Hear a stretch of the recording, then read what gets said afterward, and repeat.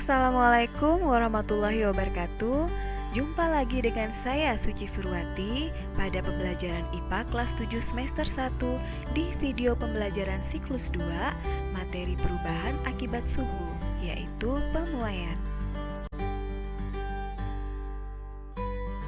Assalamualaikum warahmatullahi wabarakatuh. Waalaikumsalam. Selamat pagi anak-anak. Pagi. Oke. Ibu absen dulu. Ya, oke. Ibu absen dulu ya.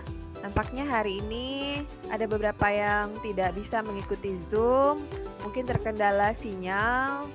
Oke, tidak apa, kita mulai saja. Sebelum kita mulai materi pembelajaran kita hari ini, marilah kita berdoa dulu agar kegiatan kita hari ini berjalan dengan lancar. Berdoa dimulai.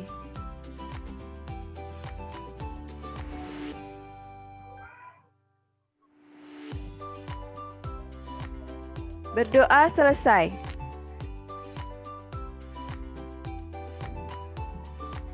Minggu lalu kita belajar materi tentang apa? Suhu dan termometer, Bu. Iya, tentang suhu Prinsip dan kerja termometer. Iya, betul sekali. Nah, siapa yang masih ingat apa itu suhu? Suhu adalah ukuran derajat panas atau dinginnya suatu benda. Ya, terima kasih Liriani. Suhu adalah gerakan partikel di dalam suatu benda, energi kinetik dalam benda. Ada yang ingin menambahkan lagi dari penjelasan Heiji mengenai gerakan partikel di dalam benda? Jika suhu benda naik, maka gerakan partikel akan cepat. Jika suhu benda turun, maka gerakan partikel akan lambat. Ya, bagus sekali. Terima kasih. Nah, siapa yang tahu apa sih alat pengukur suhu? Termometer. Iya, bagus, termometer. Nah, siapa yang tahu ada berapa jenis termometer? Ada 3 jenis termometer berdasarkan bahan: termometer zat cair, termometer bimetal, termometer kristal cair. Ya, terima kasih Nabila. Termometer berdasarkan fungsinya: termometer klinis, termometer laboratorium, termometer ruangan. Terima kasih Azril. Jenis termometer berdasarkan skala: termometer Celcius, termometer Ramu, termometer Fahrenheit, termometer Kelvin. Ya, bagus sekali. Terima kasih anak-anak ibu. Ternyata kalian masih mengingat materi kita yang telah lalu. Nah, satu lagi, bagaimana sih prinsip kerja dari termometer? Prinsip kerja termometer adalah dengan memanfaatkan proses pertambahan volume zat cair yang terdapat dalam termometer. Dalam hal ini, pertambahan suhu ketika digunakan mengukur suhu tinggi, maka zat cair akan naik volumenya, dan jika suhu rendah, maka zat cair akan turun volumenya. Gambar pertama, sambungan rel kereta api, kerupuk digoreng, pemasangan kabel listrik di siang hari, itu tentang pemuaian pada zat padat. Iya, bagus sekali. Oke, siapa yang mau menjawab gambar kedua? Gambar kedua, termometer dan air yang dipanaskan. Tentang pemuaian pada zat cair. Ya, silakan yang gambar ketiga. Balon udara terbang setelah dipanaskan, pemuaian pada zat gas. Oke, terima kasih. Iya, betul sekali ya. Ketiga gambar ini menggambarkan tentang konsep pemuaian yang akan kita bahas hari ini, yaitu pemuaian pada zat padat, zat cair, dan zat gas. Tujuan pembelajaran kita hari ini adalah yang pertama, setelah melakukan kajian literatur, peserta didik dapat menelaah konsep pemuaian dengan benar. Setelah melakukan pengamatan video pembelajaran, peserta didik dapat menganalisis pemuaian pada zat padat dengan benar. Setelah melakukan percobaan sederhana, peserta didik dapat menganalisis pemuaian pada zat cair dan zat gas dengan benar. Setelah melakukan percobaan sederhana, peserta didik dapat membuat laporan hasil penyelidikan pemuaian pada zat cair dan zat gas dengan benar. Setelah melakukan diskusi dan tanya jawab, peserta didik dapat memecahkan masalah yang berkaitan dengan konsep pemuaian dalam kehidupan sehari-hari. Nah, kelima tujuan pembelajaran ini yang akan kita lakukan pembelajarannya pada hari ini. Ketika air dalam termos dituangkan ke dalam sebuah gelas kaca, maka gelas kaca tersebut tiba-tiba retak. Nah, pernah tidak kalian mengalami hal ini? Tidak pernah, Bu. Belum pernah ya? Pernah. Yang perempuan Bu. udah pernah. Saksikan video berikut ini, kemudian silahkan kalian mengidentifikasi masalah baik berdasarkan video tadi yang air panas dituangkan ke gelas dan berdasarkan video yang kedua ini. Video yang kedua ini adalah air mendidih, dipanaskan kemudian tumpah.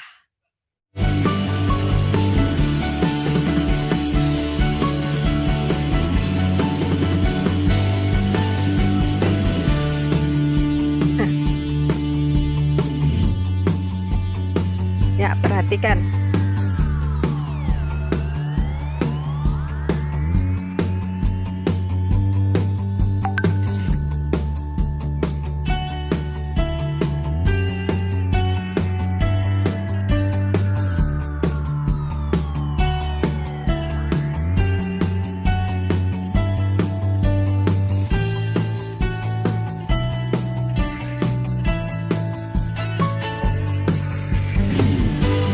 Ngapa airnya bisa tumpah tuh, Bu? Nah, kenapa airnya bisa tumpah? Siti Nabila. Bagaimana proses pemuaian zat cair pada air mendidih yang kemudian tumpah, Bu? Iya. Kalau Lela? Bagaimana proses pemuaian pada zat padat, Bu? Seperti gelas yang pecah akibat dituang air panas secara tiba-tiba. Oke, bagus pertanyaannya. Diski. Jika jenis zat padatnya berbeda, apakah besaran pemuaian pada zat padat juga berbeda, Bu? Oke, bagus sekali. Saya, Bu. Oh, silakan Rezi. Apakah pemuaian pada zat cair yang berbeda besar pemuaiannya akan sama, Bu? Untuk menjawab pertanyaan-pertanyaan kamu tadi tentang bagaimana proses pemuaian pada zat cair dan bagaimana proses pemuaian pada zat gas, kalian akan melakukan percobaan sederhana di rumah dengan mengikuti petunjuk yang ada di LKPD yang sudah Ibu bagikan. Akan melakukan percobaan pemuaian pada zat cair dan zat gas. Tujuannya adalah untuk menyelidiki pemuaian volume beberapa zat cair. Rumusan masalahnya, bagaimanakah volume zat cair jika terkena panas? Hipotesis, jika suatu benda bersuhu tinggi, maka zat cair mengalami pemuaian. Variabel kontrol yaitu massa zat cair sama dan volume zat cair sama. Variabel manipulasi yaitu suhu zat cair. Variabel respon yaitu pemuaian zat cair. Alat dan bahan: botol kaca, baskom, spidol, penggaris, air panas, air biasa, minyak goreng, alkohol. Langkah percobaan pertama, isilah botol kaca dengan alkohol. Isilah botol kaca dengan minyak goreng. Isilah botol kaca dengan air biasa. Tandailah permukaannya menggunakan spidol. Tutuplah ketiga botol tersebut.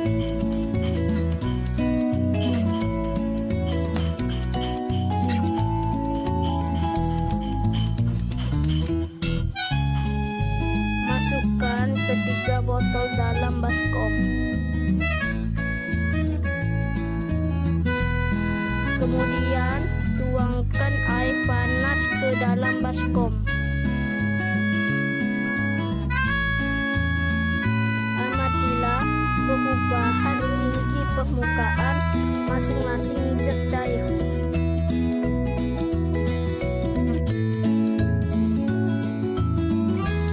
Kemudian tulislah hasil pengamatan.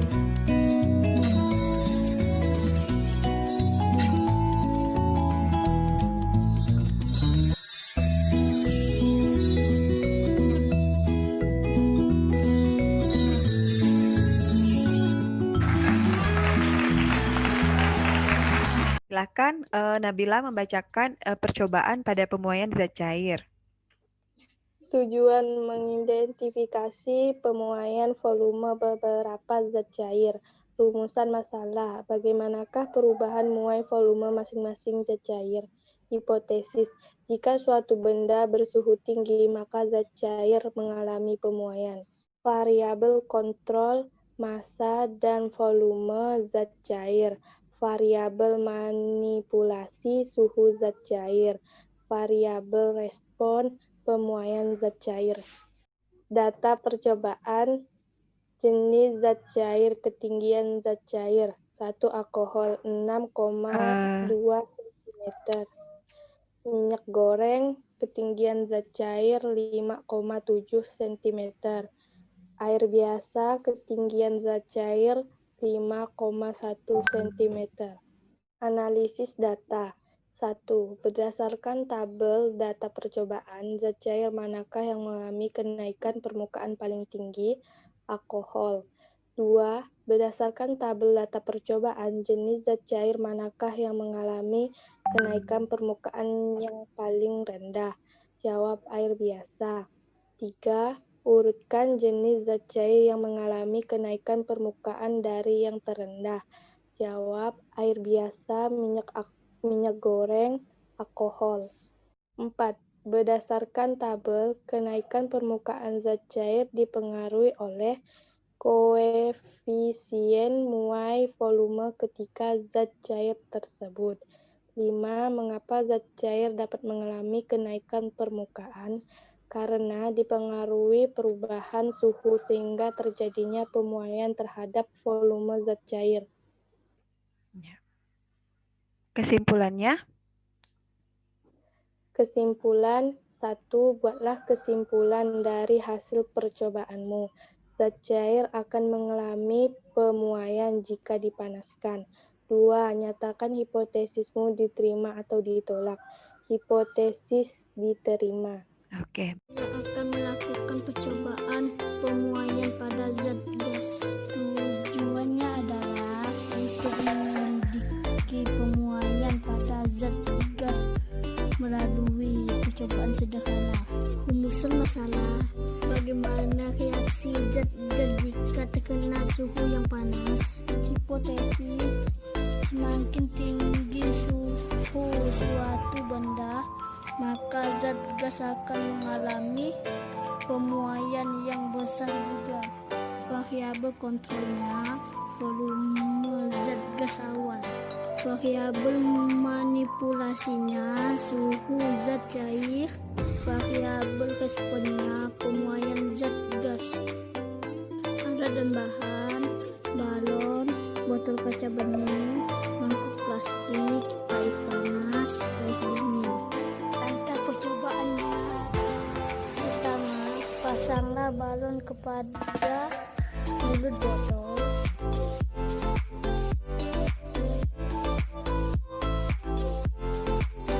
Siapkan air panas di dalam wadah. Letakkan botol di atas air dingin. Letakkan botol di atas air panas. Amatilah apa yang terjadi. Tulislah hasil pengamatan.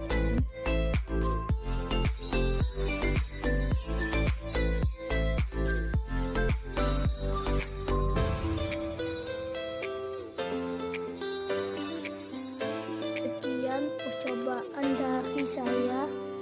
Mohon maaf jika ada salah. Terima kasih. Rumusan masalah, bagaimanakah reaksi zat gas jika terkena suhu yang panas?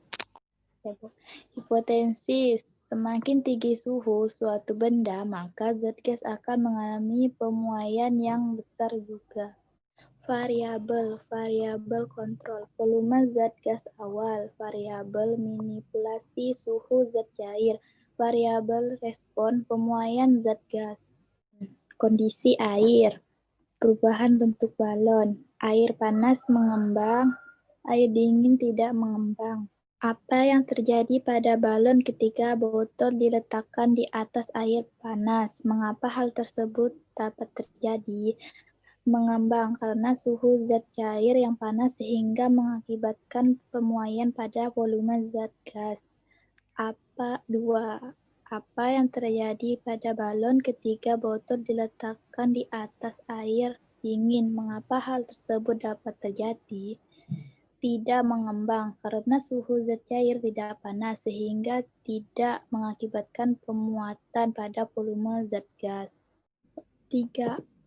Apakah suhu pengaruh terhadap perubahan balon? Hubungkan dengan konsep pemuaian gas. Ya, karena semakin panas suhu suatu benda, maka zat gas akan mengalami pemuaian volume.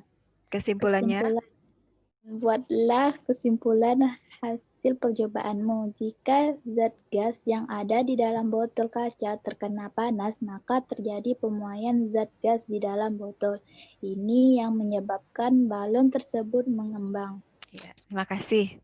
Setelah kalian melakukan observasi di rumah, coba jawab pertanyaan berikut ini. Siapa yang bisa menjawab? Mengapa kabel listrik terlihat kendor di siang hari dan terlihat kencang pada malam hari? Jawab. Hal tersebut dikarenakan adanya peristiwa pemuaian. Suatu zat akan memuai atau ukurannya membesar jika dipanaskan dan menyusut atau ukurannya mengecil jika didinginkan. Karena proses rotasi bumi, suhu di siang hari akan menjadi panas dan cenderung menyebabkan suatu zat memuai. Sedangkan pada malam hari cuaca menjadi dingin dan cenderung membuat suatu zat menyusut. Begitupun dengan kabel listrik. Pada siang hari, kabel listrik akan bertambah panjang atau memuai, dan malam hari akan memendek atau menyusut.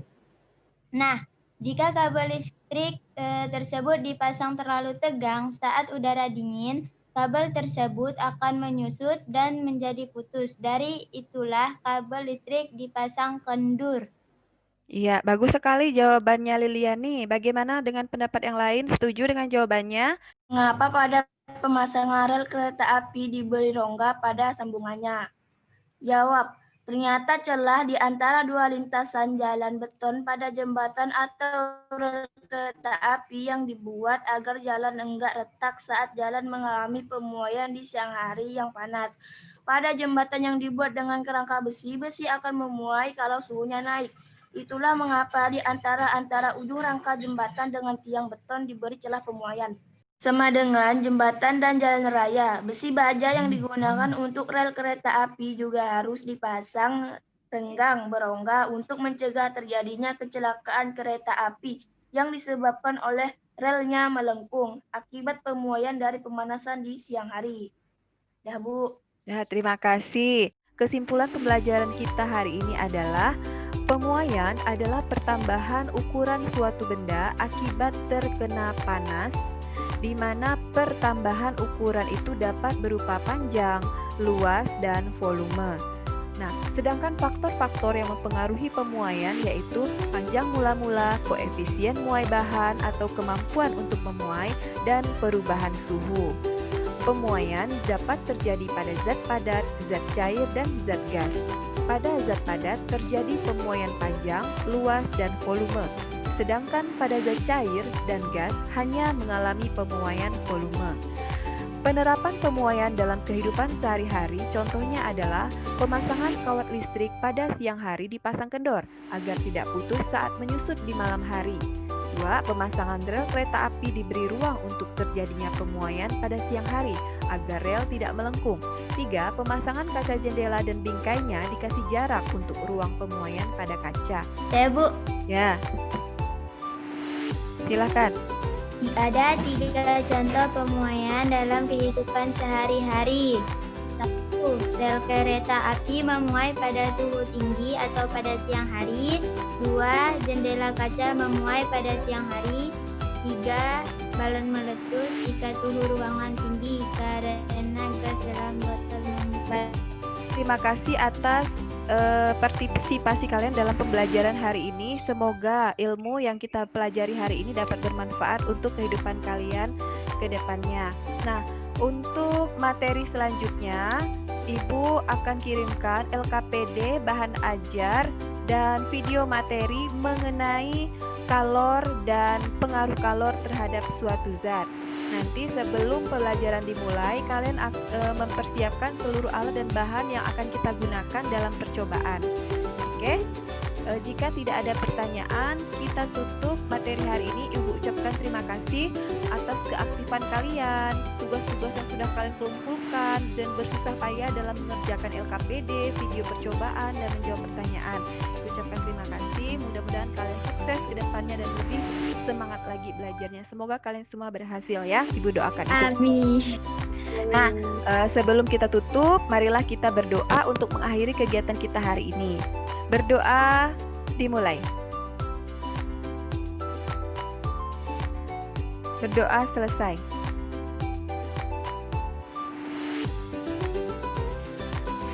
Ibu akhiri, wassalamualaikum warahmatullahi wabarakatuh.